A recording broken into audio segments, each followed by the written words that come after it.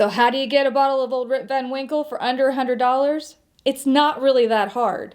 All it takes is some last-minute planning, a little bit of driving, really great friends, and a whole lot of luck. I'm intrigued, aren't you? So I am absolutely lucky enough to be sitting in front of you today, ready to share a bottle of Old Rip Van Winkle 10-year. If you know anything about bourbons, you're going to understand how special that is. All of the Van Winkle bourbons are some of the most sought-after bourbons in the world. They are commonly referred to as Pappies, but they have 6 different versions that they offer. They have the Old Rip Van Winkle 10-year, they have the Van Winkle Special Reserve 12-year, and then the Pappy's 15, 20, 23, and then their rye. Van Winkle bourbons are only released once a year, and that starts with an announcement on October 1st of what wholesalers are going to get those releases. Most of them, because these are so sought after, will do a bottle lottery for what they get. That way, it gives everyone a fair shake, and not just who can get there first, who has the most money, or who is best friends with the wholesaler. However, for those with unlimited budgets, you can easily get any of the Van Winkle bourbons on secondary markets. This bottle alone can easily bring over $1,000. So if you have the money, go out and get one. However, for those of us that have a little bit more limited budget, or who just think that spending over $1,000 for one bottle of bourbon is slightly crazy, I think even you and I can agree on that. bottle lotteries can be the way to go.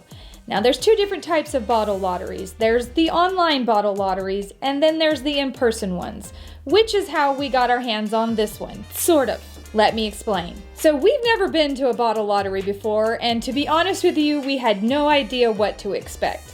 We ran across the ad for Liquor Barn's bottle lottery about 3 days before it happened. On the ad, it just had a picture of 10 different Van Winkle and Buffalo Trace antique bourbons on it, and it said that they were going to allow 1,500 people into the lottery, and they were doing it at every location of Liquor Barn in Kentucky. We had no idea what to expect, really didn't expect the odds to be very great. We had no idea how many bottles they were going to have, or even if they were going to have all the bottles in the picture, but we had never been, and we wanted to go down and see what it was like. So we grabbed our friend Kenny, who is into bourbon and who is pretty much down to do whatever, and we decided to leave before the sun came up and drive 2.5 hours to Lexington, Kentucky. When we had to park about 4 blocks away, we were pretty sure that we might have made a 5-hour round trip for nothing. But we decided to go ahead and see what it was like and get in line. We got in line, the line went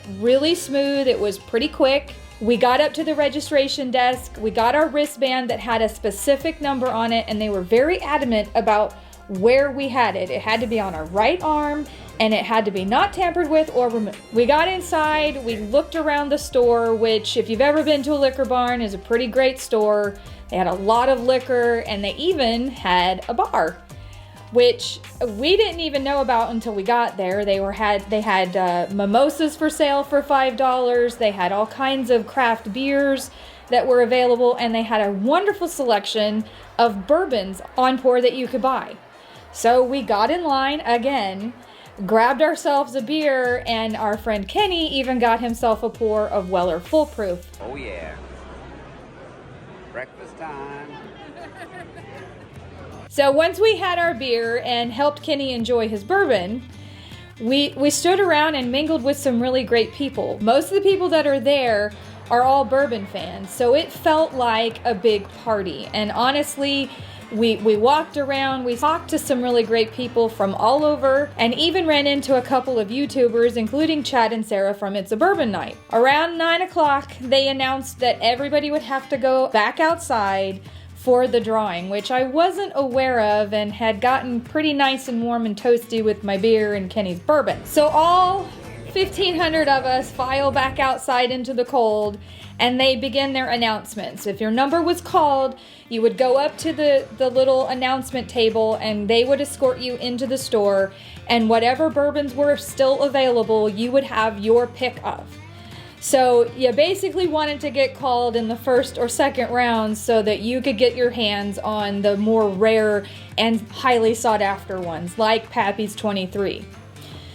So they start calling numbers, and what I love the most about this is it became kind of like a party atmosphere outside, or like a sporting event, because we honestly started cheering and rooting for the people that were near us. And anytime somebody that was close to you got called, everybody got excited. Not only were we trying to tell the people calling the numbers that that person was there so that they could have time to go up front, but we were also really happy that someone around us got a chance to buy a really great bourbon. So our number didn't actually get pulled. It was one number off on either direction twice. However, Kenny did get his number called and was able to get this Old Rip Van Winkle 10-year. So let's get into Kenny's bottle. This is a bottle of Old Rip Van Winkle 10-year. And this is 107 proof bourbon.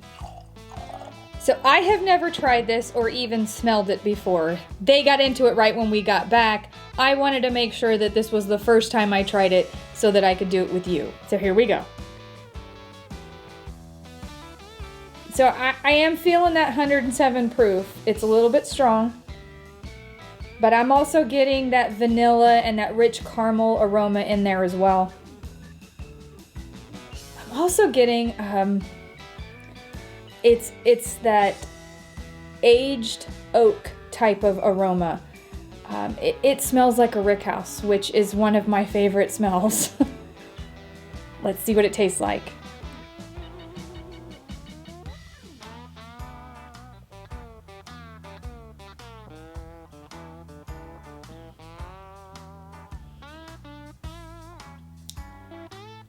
So there is some heat there, and it's on, but it's not until it rolls through and on the back.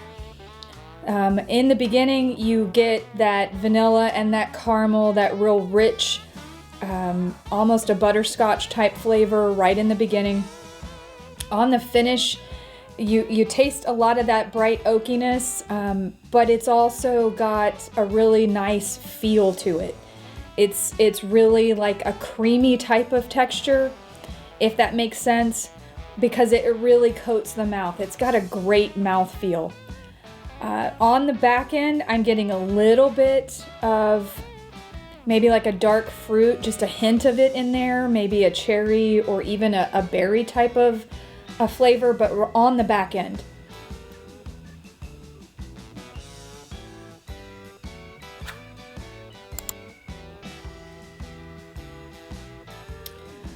On the second taste, I'm really getting a lot more of that oak coming through, that aged oak flavor. It's still got that good vanilla and caramel in there, but that oakiness comes through a lot more on the second taste. Still got a fantastic mouthfeel. On the finish, I'm getting a little bit more nuttiness this time. Instead of that little hint of dark berry or cherry type of flavor, I'm really getting more of a nuttiness to it on the back end, on the finish. This is a fantastic bourbon. Would I pay $100 for this again? Absolutely, all day long. I could even justify maybe a couple $100 depending on where I'm at and how I'm feeling that day. Could I justify the secondary market price of $1,000? No, I couldn't. But there's not many bourbons that I can justify that for. Would I go back and do another bottle lottery? I'm already planning on it. It was a fantastic experience. I loved every minute of it. It was a really good chance to be around bourbon lovers and really experience that, and I'm going back. Would I recommend that you go find a bottle lottery? Absolutely 100%. So keep an eye out, and as a matter of fact, if you've been to one and you've gotten a really great bottle, please drop it in the comments below because I'd love to hear your story and I want to know where that bottle lottery is. Until the next release, please remember to always drink responsibly, and we'll see y'all back here at the camp.